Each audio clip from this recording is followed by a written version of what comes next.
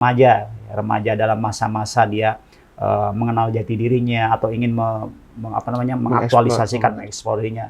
Nah, tapi tatkala kita melakukan hal-hal yang justru malah menghilangkan kemuliaan tersebut, ya maka akan berganti dengan kehinaan. Dia mengidolakan artis K-pop, ya Korea kan gitu. Lidahnya dia operasi supaya aksennya itu mirip dengan orang Korea kan gitu. Sosok yang emang yang diidolakan Nabi Muhammad gitu. Assalamualaikum warahmatullahi wabarakatuh. Waalaikumsalam warahmatullahi wabarakatuh. Halo sahabat Salman semua, kembali lagi kita di suatu program yang insya Allah akan memberikan ilmu-ilmu baru bagi sobat Salman semua. Tentunya kita ada di program Tanya Ustadz. Nah, tentunya di sini saya hanya seorang pembawa acara. Pasti akan ada narasumber yang akan menjawab pertanyaan-pertanyaan yang akan saya lemparkan ke beliau.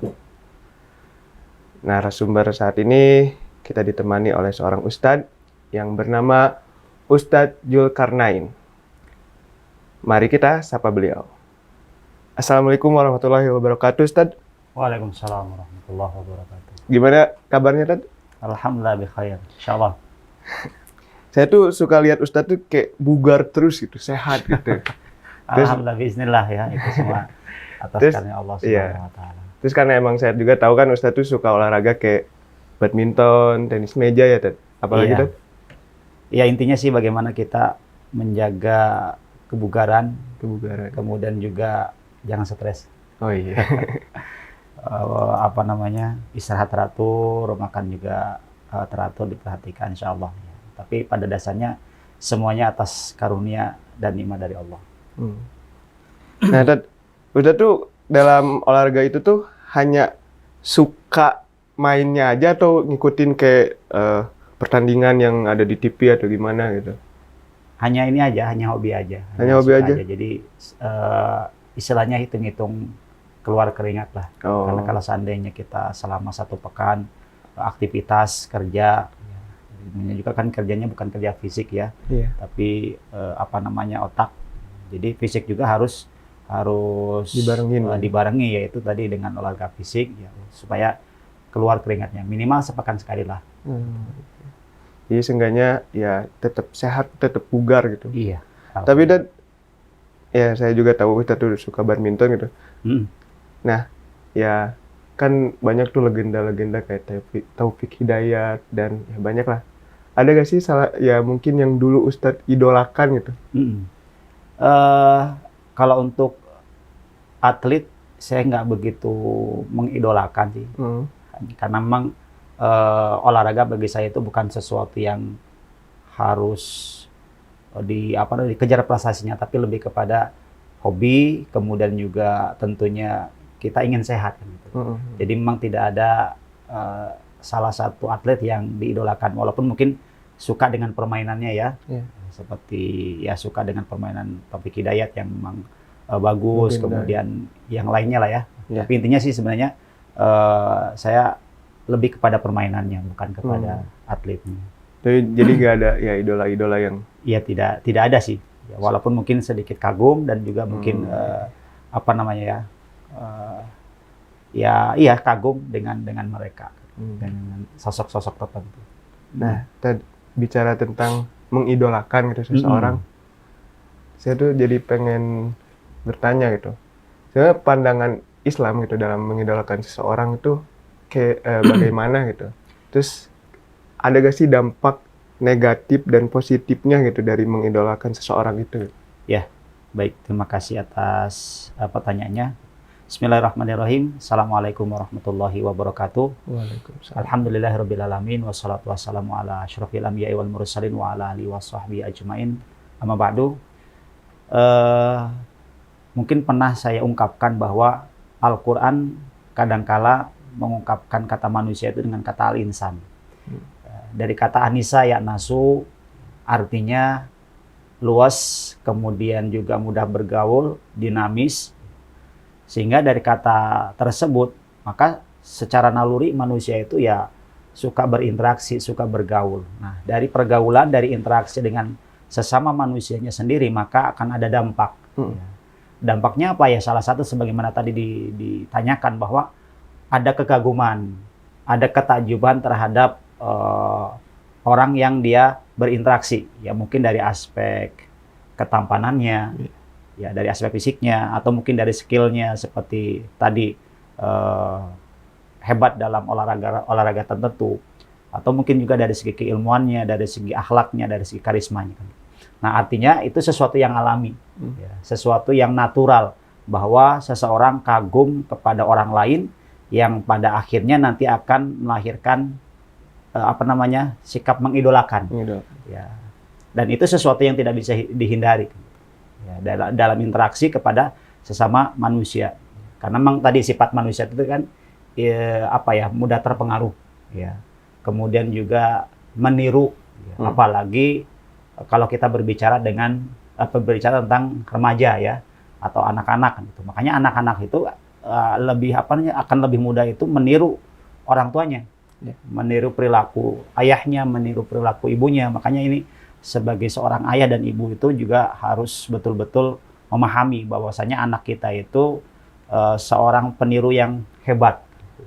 Maka ucapan kita, tindakan kita itu harus hati-hati, pastikan ya itu memiliki dampak yang positif. Makanya tadi ya ada dampaknya tentunya kan gitu. Begitu juga remaja dalam masa-masa dia mengenal jati dirinya atau ingin mengaktualisasikan, mengeksplor dirinya. Maka dia ingin ada semacam rujukan, dia ingin ada semacam gambaran. Maka dia akan mencari siapa kira-kira yang sesuai dengan karakternya, sesuai dengan hobinya. Ya, dan ini sesuatu yang banyak terjadi kan gitu. Bagaimana anak-anak remaja kita di usia mungkin SMP, SMA, ya, itu mencari sang idola kan gitu. Ya, apa dampaknya? Jelas ada dua, antara positif dan negatif. Kalau seandainya sosok yang dia idolakan adalah orang yang baik, ya, akhlaknya baik, karakternya baik, ya, maka akan berdampak kebaikan. Ya.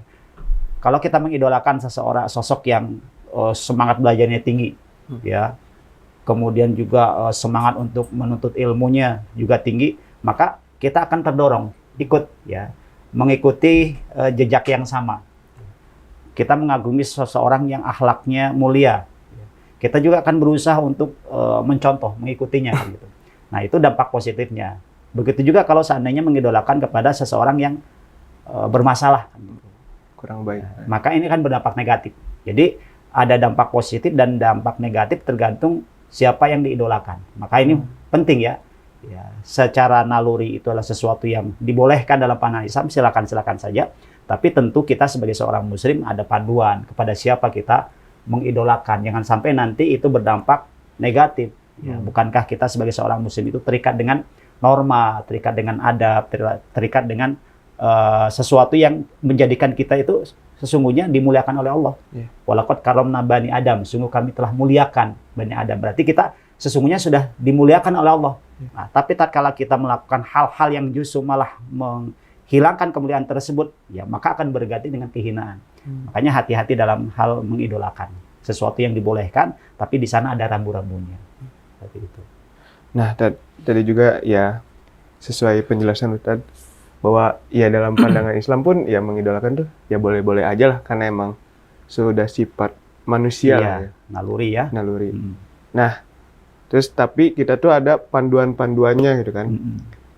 Nah, ada nggak sih apa sih Tad gitu panduan-panduan dari agama Islam agar kita tuh mengidolakan tauladan yang baik dan nggak sampai terjadinya mengidolakan secara berlebihan gitu. Iya.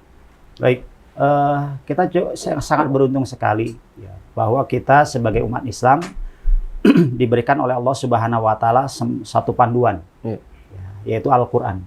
Di mana di dalam Al-Quran itu sangat lengkap sekali tentang hal apa saja yang menyangkut kehidupan kita, itu sesungguhnya sudah ada panduannya di dalam Al-Quran. Termasuk apa yang ditanyakan tentang bagaimana sih sesungguhnya Al-Quran berbicara tentang mengidolakan seseorang, mengidolakan satu sosok.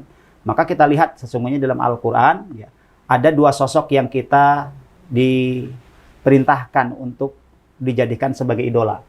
Ya, kita mesti kagum, ya, kepada dua sosok tersebut. Yang pertama kepada sosok Rasulullah yang diungkap oleh Allah di dalam surat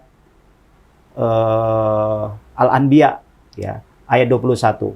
Laqad kana lakum fi Rasulillahi uswatun hasanah. Jadi pada diri Rasulullah itu ada uswah hasanah, ada suri toladan yang baik. Jadi seluruh perilaku Rasulullah itu ya, itu adalah menjadi toladan. Dari sejak bangun tidur sampai tidur kembali, seluruh aktivitas Rasulullah itu adalah merupakan teladan bagi umatnya. Tentu kecuali yang hal-hal yang sifatnya khususia ya, sesuatu yang sifatnya privat ya, itu di luar dari sesuatu yang mesti kita contoh. Tapi secara umum apa yang dilakukan oleh Rasulullah itu sesuatu yang layak untuk kita contoh. Apalagi kaitannya dengan ajaran-ajaran agama. Bahkan secara fisik Rasulullah sendiri ya kita layak untuk mencontohnya. Contohnya seperti ini. Tidak mesti artinya kita fisik kita harus sama dengan Rasulullah, tapi bagaimana Rasulullah menjaga fisiknya, ya bagaimana Rasulullah SAW memilih makanan, kemudian mengatur istirahatnya. Ini kan contoh kan gitu. Yang hari ini bermasalah kan di kita. Ya, bagaimana makanan kita itu yang penting enak kan gitu. Tapi kan tidak seperti Rasulullah. Makanya dalam sejarah itu Rasulullah tidak pernah sakit kecuali hanya 2 kali.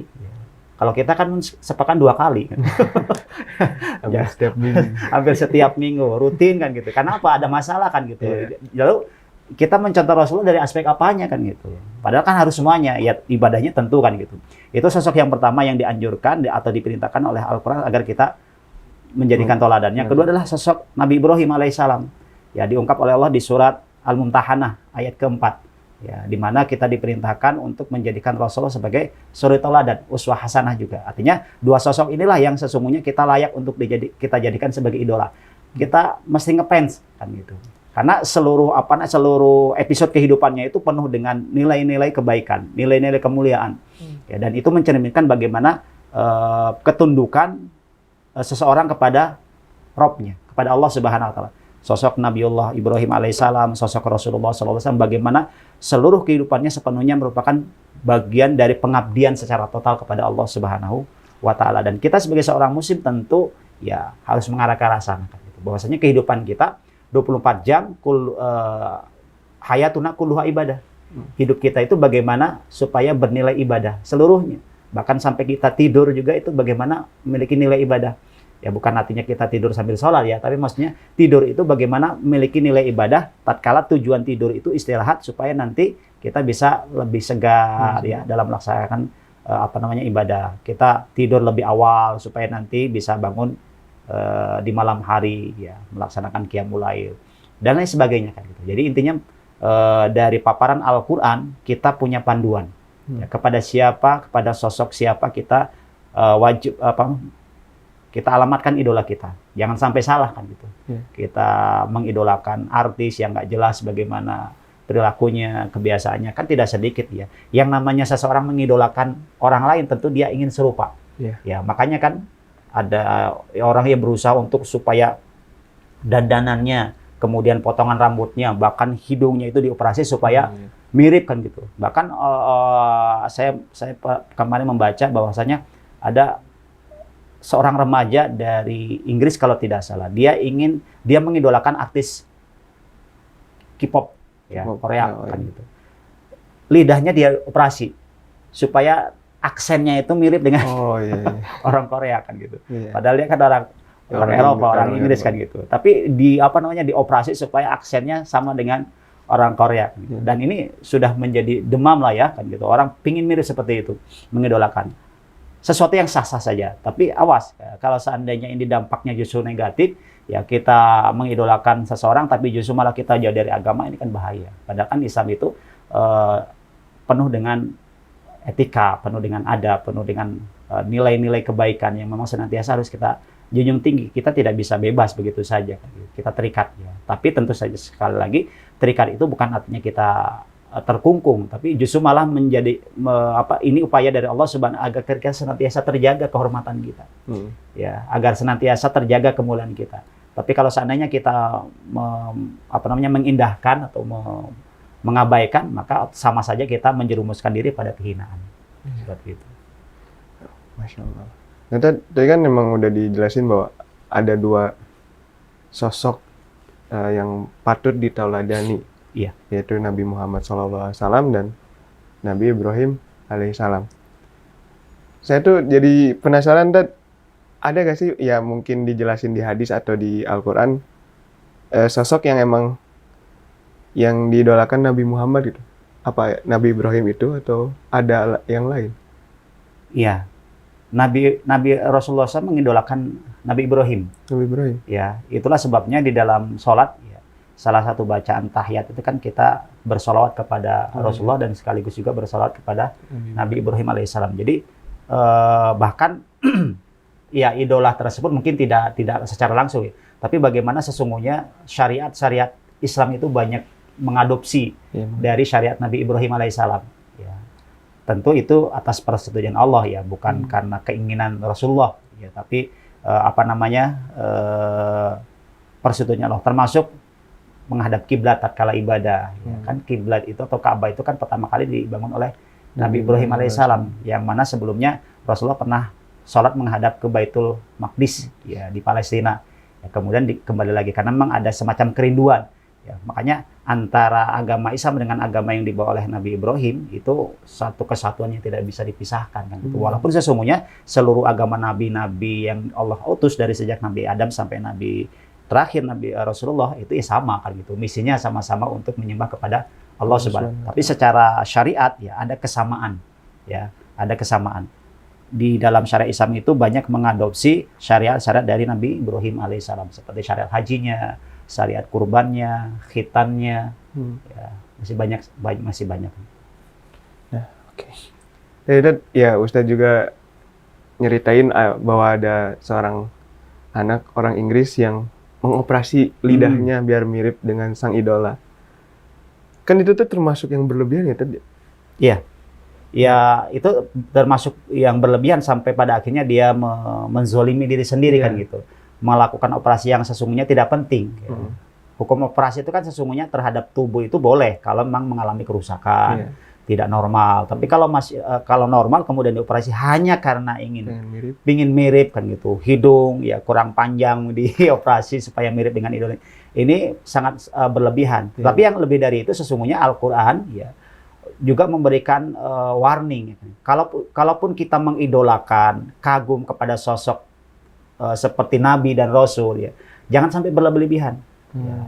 Rasulullah sendiri kan mewanti-wanti kepada umatnya, ya, melalui hadis riwayat Imam Al-Bukhari, kata Rasulullah, la tutruni kama ataratin nasara ibna Maryam. Kalian itu jangan berlebih-lebihan dalam memuji, dalam mengagumiku sebagaimana berlebih-lebihannya kaum Nasrani memuji dan mengagumi Isa ibnu Maryam.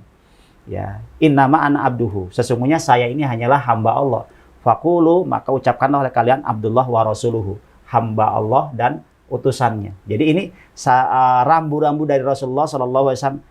Kalaupun kita mengagumi Rasulullah, takjub, mengidolakan Rasulullah, jangan berlebihan. Ya, jangan sampai mengkultuskan, jangan sampai menempatkan beliau itu melebihi dari yang semestinya. Tetap saja Rasulullah itu adalah hamba Allah. Tetap saja Rasulullah itu adalah utusan Allah. Tidak lebih, tidak menjadikan naik derajatnya sebagai anak Tuhan. Nah, ini kan terjadi pada Nabi Isa alaihissalam, bagaimana diungkap oleh Allah di surat Al-Maidah ayat 72. Ya, kata Allah Subhanahu wa taala, laqad kafara alladzina qalu innallaha huwal masih ibnu Maryam. Sungguh kufur orang-orang yang mengatakan yaitu sesungguhnya Allah itu adalah Al-Masih ibnu Maryam. Ini adalah sikap kekufuran. Ini adalah ucapan kekufuran tatkala menyatakan bahwasanya Isa ibnu Maryam itu adalah Allah, adalah Tuhan, walaupun bagian dari Tuhan seperti anaknya. Tetap saja itu sesuatu yang tidak boleh, itu berlebihan. Padahal kan sesungguhnya misi utama Nabi Isa alaihissalam itu sebagaimana dalam lanjutan ayat tersebut, waqala al-masihu, sedangkan al-masih Nabi Isa alaihissalam mengatakan, ya Bani Israel, wahai Bani Israel, u'budullaha rabbi wa rabbukum, sembahlah Allah, Rabbi, Tuhanku dan Tuhan kalian. Jadi inilah misi utama Nabi Isa. Tidak pernah beliau menyampaikan dan mengajak umatnya supaya menyembah Allah, juga menyembah dirinya. Nah, ini semacam mengidolakan yang berlebih-lebihan sampai mengkultuskan. Nah, termasuk kepada kalau kita kagum kepada guru, kagum kepada syekh, kan gitu. Silakan, tapi dalam batas-batas yang wajar. Jangan sampai mengkultuskan, kemudian menempatkan sosok syekh yang kita kagumi tersebut seperti sosok malaikat yang tidak pernah salah. Sehingga kalau ada orang yang mengkritik guru kita itu kalap ya, emosi. Seolah guru kita itu nggak pernah salah. Ingat ya, guru kita, syekh kita itu ya manusia yang memiliki potensi untuk salah kan gitu. Jangan sampai kekaguman kita terhadap ilmunya, terhadap karismanya, terhadap kemuliaannya itu kita sampai menutup mata dari kesalahan kan gitu. Sampai menempatkan sosok syekh kita itu ibaratnya malaikat yang tidak pernah salah atau mungkin lebih dari itu. Ini kan bahaya. Ya, sampai pada hal-hal yang ini berlebihan banyak sekali diabadikan juga. Ya, penghormatan, ya, silakan kita menghormati guru kita. Apa namanya? Kalau kita ketemu mungkin salaman atau sampai mencium tangan itu tradisi, itu sesuatu adat kebiasaan yang tidak masalah kan gitu. Tapi jangan sampai dibarengi dengan semacam pengkultusan. Ya, bahwasanya kalau tidak mencium tangan guru nanti hidup kita sial kan. Nah, ini kan bahaya kan gitu. Nah, keyakinan-keyakinan seperti itu ini harus dikikis ya. Kekaguman kita kepada sosok orang yang kita idolakan itu jangan sampai menjadikan akidah kita rusak. Termasuk kepada sosok Rasulullah sendiri kan betul-betul maksum, kita tidak boleh berlebihan. Nanti khawatirnya seperti siapa? Kaum Nasrani kepada Isa ibnu Maryam yang mereka kagum sehingga menempatkan Isa ibnu Maryam itu sebagai anak Tuhan. Ini bahaya sekali. Ini kaitannya dengan kemusyrikan, akidah. Seperti itu.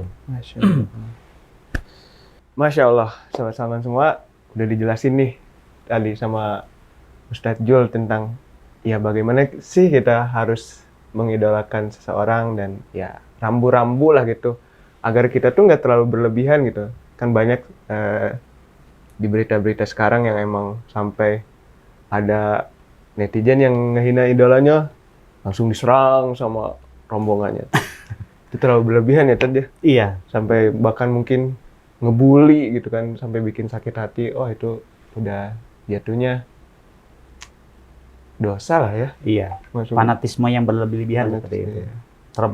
Kepada klub juga, klub sepak bola, fanatisme berlebihan itu berbahaya kan, sampai pada akhirnya dia isinya rela untuk kehilangan nyawa, rela banyaklah kan hal-hal yang sesungguhnya itu tidak baik sesungguhnya.